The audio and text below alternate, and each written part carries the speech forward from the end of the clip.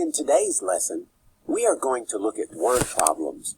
Not just any word problems, but problems that involve volume. Let's look at this problem together. A cereal manufacturer fills small boxes with cereal. The boxes are rectangular prisms. Each rectangular prism has a volume of 108 cubic inches. If you are given the length and the width of the box, then what is the height of this rectangular prism?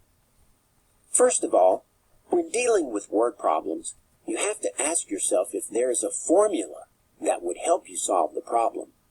In this case, there is. You find the volume of a rectangular prism by multiplying the three dimensions of the prism: length, width, and height. So the formula is volume equals length times width times height. A diagram of the cereal box is shown here. You can see that the width is 3 inches and the length is 6 inches.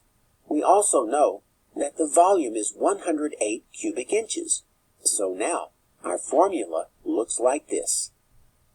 Volume is equal to length times width times height. 108 is equal to 6 times 3 times h.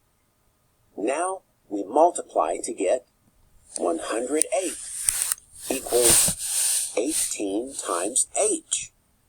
What now? Just divide to get the answer.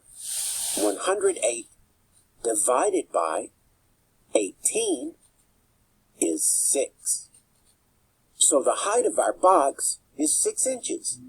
Way to go! You solved the word problem with no problems. See you soon.